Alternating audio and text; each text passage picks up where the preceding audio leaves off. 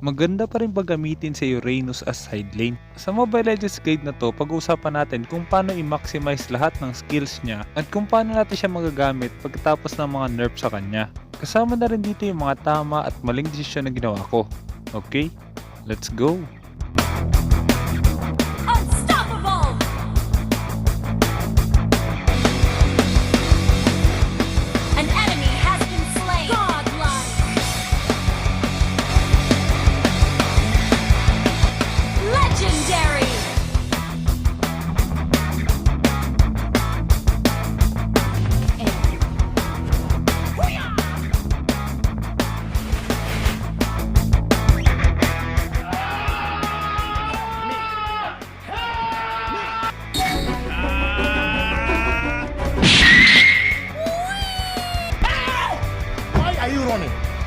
Why are you running? No! God, please, no! First blood.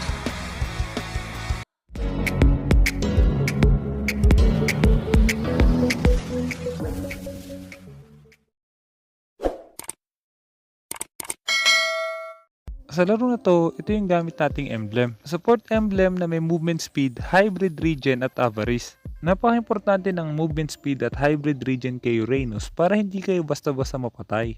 Maliban doon, napaka-importante din ng purify sa kanya kasi kung hindi mo magagamit yung mga skills mo at hindi ka makakalayo sa kalaban, mas madali kayong mamamatay. Isa sa mga advantage ng Uranus side lane, kaya niyong mag-cut agad ng lane. Dahil nga ang passive niya, tuwing tumatanggap kayo ng damage, tataas yung HP regen niya. Pwedeng mag-stack kayo ng hanggang 20 times at kapag tumataas yung stacks, mas tumataas din yung HP regen. Pero kapag walang umatake sa'yo within 10 seconds, mawawala yung stack mo. Kaya kung ayaw mong mawala yon, dapat magpa-atake ka sa mga jungle creeps para mag-stack pa rin siya. At para naman mag-deal kayo ng damage kay Uranus, napaka-importante ng first skill niya. Tuwing tumatama yung first skill nyo sa kalaban, mas lumalaki yung damage nun. Dalawang spear yung lumalabas sa first skill ni Uranus, ibig sabihin 2 beses din tataas yung damage. Mapapansin nyo rin na nagkakaroon ng stack sa kalaban. Kapag mas maraming stack, mas malaki yung magiging damage ng first skill. Uy, 1 hit pa. Wala ka ng second skill. Patay. Pagdating naman sa second skill niya, magdadash siya sa isang location tapos mabibigyan siya ng shield. Meron yung kasamang damage at slow sa lahat ng madadaanan. Tapos after 4 seconds, puputok yung shield at magdideal ng damage. Pero kapag wala pang 4 seconds at naubos na ng kalaban yung shield na yon, puputok na agad yon at magdideal pa rin ng damage. Okay, nag-level 4 ako. Execute. Wala na akong mana. Anong bala dyan? Atay ka na. Atay ka pa. Wala na ako ng stock. Isa sa mga advantage ni Uranus, dahil nga nape-pressure niyo yung lane, mapipilitan yung mga kalaban na mag-rotate lagi papunta sa'yo. At tuwing magro-rotate sila papunta sa'yo, mas makakapag-farm yung core nyo or makakakuha sila ng objective. Pero napaka-importante na kapag nag-rotate yung mga kalaban, hindi kayo basta-basta mapatay. Para magawa yon, dun pumapasok yung movement speed at yung purify. Dahil nga malakas yung regen ni Uranus, ibig sabihin kailangan yung lumayo muna sa kalaban para hindi kayo basta-basta mapatay. Kailangan nyo lang mag-regen saglit, tapos tsaka kayo bumalik ulit sa teamfight. Pero wag nyo nga hayaang mawala yung stack ng passive niya, para tuloy-tuloy lang yung regen nyo. Pagdating naman sa ultimate ni Uranus, mabibigyan kayo agad ng additional 200 HP tapos mas lalaki yung bigay na shield at HP regen. Maliban doon, tatanggalin din lahat ng slow effect at bibigyan kayo ng movement speed.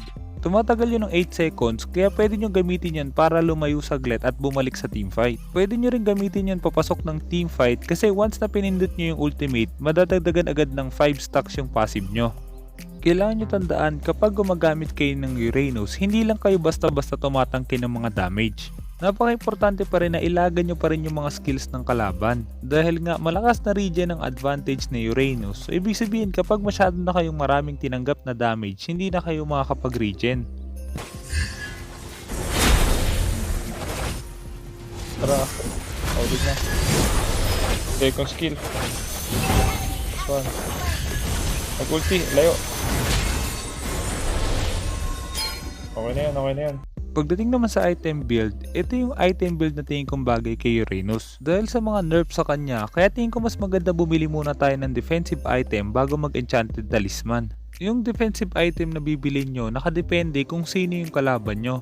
At dahil mas balance yung defense ng brute force at meron siyang additional movement speed, kaya mas pinili kong unahin yung item na yon. Oracle naman para sa mas malaking shield at regen, Dominance Eyes para sa slow at additional mana tsaka na rin movement speed. At pagdating sa huling item, pwede nyo palitan yon depende sa sitwasyon. Pagdating naman sa sitwasyon na to, priority lang natin dito is i-pressure pa rin yung top lane. Pero kailangan nyo tandaan kapag na-pressure nyo na ang isang lane, kailangan nyo na rin tulungan yung mga kakampi nyo. Kapag nauunahan nyo mag-clear yung katapat nyo sa lane, mas mabilis kayo makaka-backup sa kakampi nyo at mas lalamang kayo sa teamfight. Kung wala namang jungle creeps or hindi kayo aabot sa jungle bago pa man mawala yung stack ng passive nyo, pwede rin kayong kumuha ng stack ng passive sa mga tower. Mas maganda na kompleto yung stack nyo bago kayo sumabak sa teamfight para hindi kayo basta-basta mapatay. Bumakap dun. Attack the turtle. Walang minions.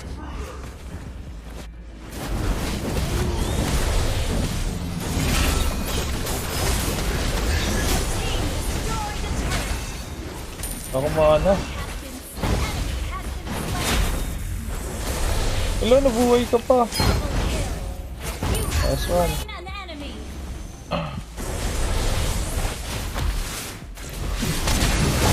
Ay. Turtle na. Kung mapapansin mo sa teamfight na yon, dahil nga mas nauna tayong dumating kesa sa Khalid, kaya mas natulungan natin yung kakampi natin. At nung dumating siya, dahil wala na yung mga kakampi niya, kaya pati siya nadamay na rin. Isa pang kailangan nyo tandaan kapag gumagamit kayo ng Uranus, wag nyong kakalimutan na tank pa rin sa Uranus. Ibig sabihin, dapat marunong pa rin kayo mag-zone ng kalaban. Hanggat maaari, dapat ilayo nyo yung mga core ng kalaban sa teamfight. Hindi nyo sila kailangan patayin kasi hindi naman ganun kalaki yung damage ni Uranus. Pero hanggat maaari, sila dapat yung target nyo. May spam pa dyan, diba? Ano lang yun, yung dala nila yun. Paralay kami.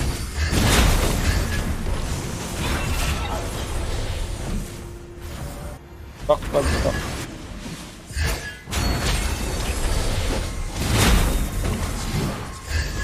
Wala akong ulti. Wala akong second skill. Wala akong purify. Pero nag-back sila. Try mo! Nice. Para lang magka-stack. Okay na ako doon. Sige. Yun lang, pinasok ko pala sila dun.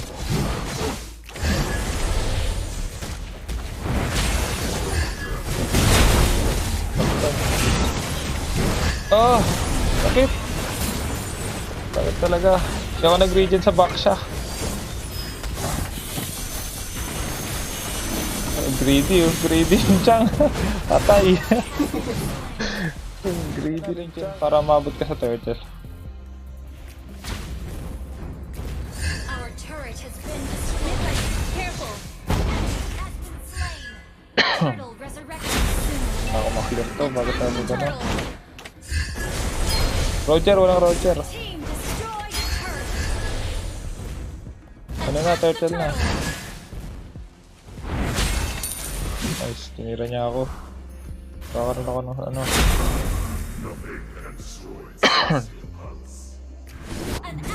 Nice. Pwede tayo pumalag dyan, nakulang yan.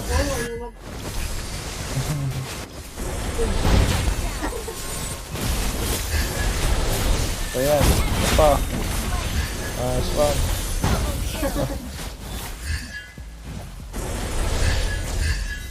Di ako nagka-stack, walang tumira sa akin. Basag tayo. Dito lahat nakikipag-gera eh.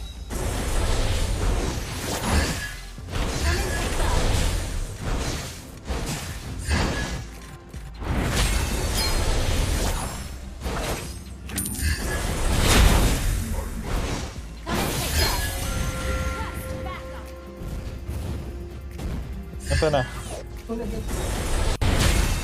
Flicker na rin. Patay na yan. Yun lang. Nakadurance nga. Nabuhay. Ang dalawa. Wala kayo durance. Dalawa sila eh. Patay na yan. Ito pa. Ito pa. Ito pa. Uy, bawal magmura uy. Yabe. King Kong, sabi niyo King Kong.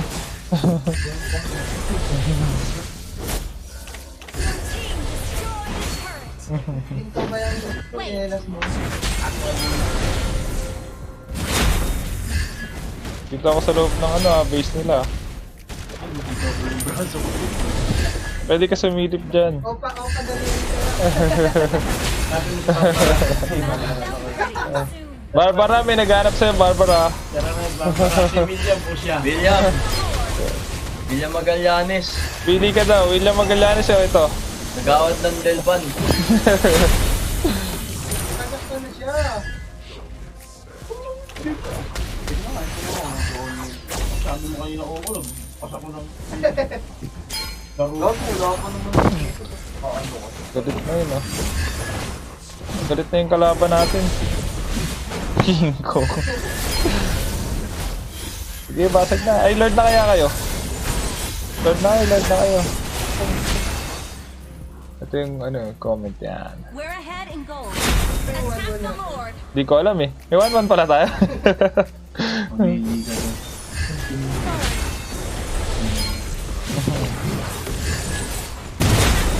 Lord kayo mga Sige, dito kami. Dito lang kami. Boom! Ayaw nila ako pala ganito sa loob ng base nila. Ayan na sila! Ay, pumasok! Pasok si Silvana! Bakit ka pumasok, Silvana? Anong ginagawa mo, Silvana? Bakit ka pumasok?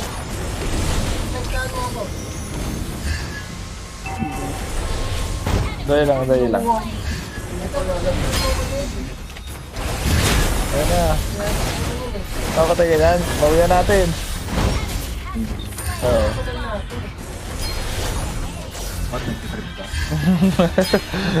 Alam mo na agad, no? Nagka-practice ako sa rank. Patayin na yan. Clicker combo. Nag-clicker ulti siya. Patayin na yan. Namatay. Okay, end na guys, end na. Mamatay ako. Kala ko tapos na. Di ba pala? Wala pa nga.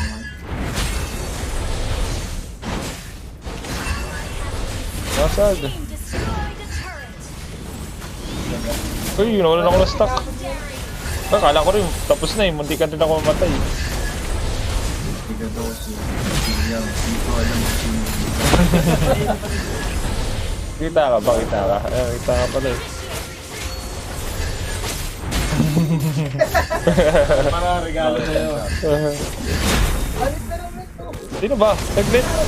Naayos ko yung ko eh. Sana marami ka natutunan sa guide na to, at kung meron kang guide na gusto may pagawa, i-comment mo na sa baba, susubukan gumawa ng guide tungkol dun.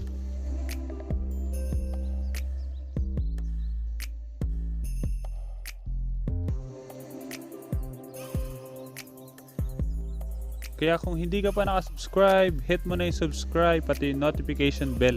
Basta lagi mo lang tatandaan, kung gusto mo mag-improve, just master the basics. I'm out.